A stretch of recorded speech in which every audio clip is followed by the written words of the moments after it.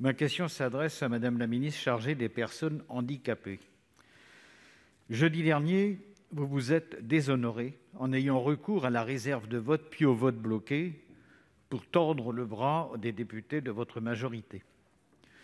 Cette manœuvre procédurale est d'autant plus scandaleuse que nous étions sur une journée réservée à l'initiative parlementaire et que la proposition de loi émane du droit de pétition exercé par nos concitoyens. Mais sur le fond, vous avez surtout refusé de reconnaître l'autonomie des personnes en situation de handicap.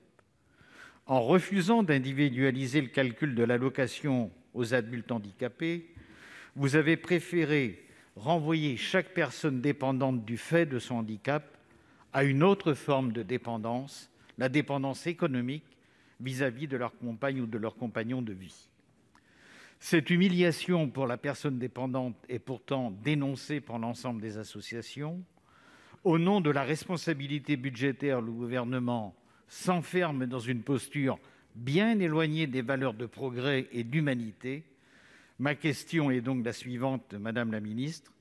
Allez-vous inscrire à l'ordre du jour de la section extraordinaire la proposition de loi qui reconnaît l'autonomie des personnes handicapées, ou préférez-vous botter en touche en prétextant l'examen du budget pour voter un abattement fiscal sans rapport avec l'individualisation de l'allocation adulte handicapé? Merci. Pour vous répondre, la parole est à Madame la secrétaire d'État en charge des personnes handicapées, Madame Sophie Cluzel. Madame la ministre, vous avez la parole. Merci, Monsieur le Président, Mesdames et Messieurs les sénateurs. Monsieur le sénateur, quel dommage de voir tout ce travail commun que le Gouvernement a mené depuis le début du quinquennat avec le Parlement, avec les députés, avec les sénateurs en matière de handicap, remis en cause au nom de l'opportunisme politique. Vous dites que le Gouvernement fait preuve de frilosité. Vous dites que le gouvernement fait preuve de frilosité budgétaire. 2 milliards d'investissements sur ce quinquennat pour l'allocation adulte handicapé. 2 milliards. Vous vous êtes indigné sur la baisse de 5 € des APL et vous méprisez de l'autre côté une augmentation de 100 € par mois de l'allocation adulte handicapé. 100 € de plus portés à 900 € par mois pour plus de 1 million de personnes. Non, monsieur le sénateur, notre approche n'est pas guidée par la seule volonté budgétaire. Elle est guidée par le fait d'assurer un système social basé sur des principes de solidarité et de redistribution. Elle est guidée par la conviction que les personnes en situation de handicap ont des compétences qui sont des citoyens à part entière. Et vous réduisez un abattement fiscal, au contraire, une avancée majeure pour les personnes, une avancée qui a tout à voir avec l'autonomie, puisque c'est 110 € plus par mois, en moyenne, pour les bénéficiaires qui sont en couple de l'AAH. C'est plus de 180 € de gains pour les couples dont le revenu du conjoint est situé autour du SMIC. Au nom des valeurs que votre groupe porte, vous devriez vous réjouir que l'on flèche l'argent vers ceux qui en ont le plus besoin et pas vers les plus aisés, comme le fait la déconjugalisation. Quand notre mesure ne fait aucun perdant, la vôtre prend l'âge des personnes qui travaillent. Nous portons une mesure de simplification, une mesure de justice sociale. Je souhaite bien évidemment que le texte qui a été voté à l'Assemblée puisse aboutir.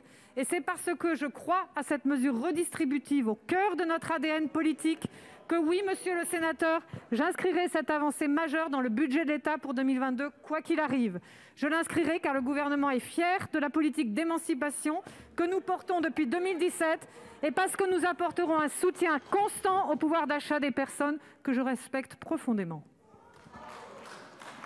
Pour vous, monsieur Lahellec, vous avez... Madame la ministre, votre entêtement à imposer la prise en compte des revenus des conjoints dans le calcul de l'allocation adulte handicapé pour faire des économies budgétaires est en réalité dogmatique.